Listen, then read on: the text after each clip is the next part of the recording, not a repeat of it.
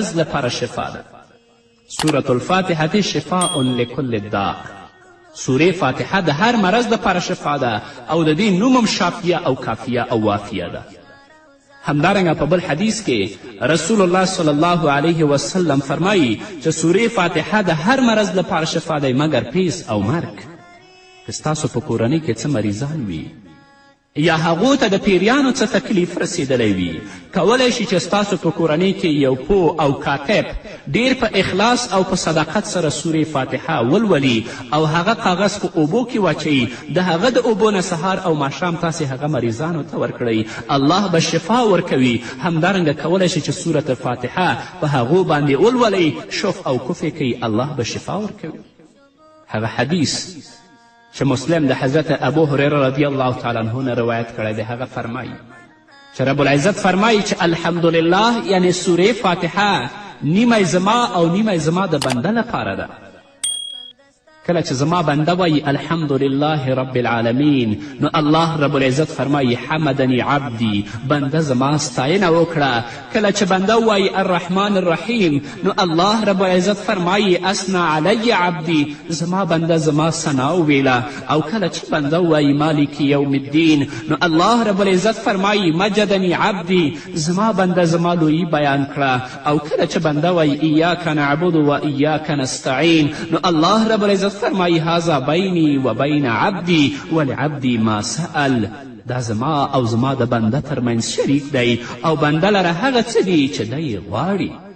اوس بنده څه غواړي؟ دا غواړي چې اهدنا الصراط المستقیم، یا الله موږ ته د سمې لار لارښوونه وکړه.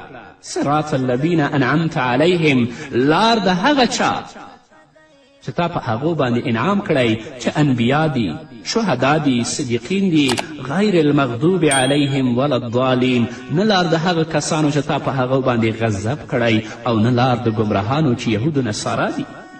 همدارنګه رسول الله وایي کله چې بنده وایي اهدنا الصراط المستقیم نو الله رب العزت فرمایي هذا لعبدی ولعبدی ما سأله، دا زما د بنده لپاره دی او ده لره هغه څه دي چې هغه یې غواړي. نو قدرمنو اوریدونکو، که غواړئ چې د محمد رسول الله صلی الله علیه وسلم نصیحتونه په خلاصو غوږونو باندې واورئ، نو دا نصیحت هم واورئ چې سورة فاتحه ډیر تلاوت کوئ. الله رب العزت به مشکلات د دنیا او د آخرت درته اسانه کوي او الله رب العزت به تاسو ته د سمې لارې لارښوونه کوي، هغه لار چې هغه د انبیاو، د شهداو او د صدیقینو لار ده.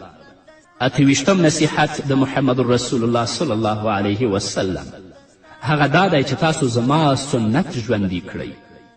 بدعات او خرافات او هغه نوي کارونه چې په دین کې خلکو ایجاد کړي د هغو نه تاسو نفرت او کرکه وکړئ، هغه پرېږدئ، تاسو زما سنت ژوندي کړئ. هغه حدیث چې ترمذي د حضرت عمر بن عوف رضی الله تعالی عنه څخه روایت کړی دی، هغه فرمایي چې یو ورځ رسول اکرم صلی الله علیه وسلم حضرت بلال ته وفرمیل چې ای بلاله پوشه.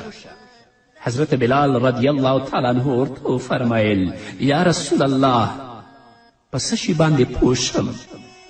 رسول اکرم صلی الله علیه وسلم ورته وفرمیل خبردار، چا چې زما سنت ژوندی که نو ده ته به په هغه د عمل کوونکو په اندازه خیر ورکول کیږي او د عمل کوونکو په ثواب کې به هیڅ کم کمی نه راځي. او چا چې زما سنت مړ که او د هغه په ځای بدعت ایجاد که نو الله او د هغه رسول به د دې نه راضي نشي او هغه څوک چې په دې بدعت باندې عمل کوي د هغو ګناه به الله دې ته ورکوي او د هغو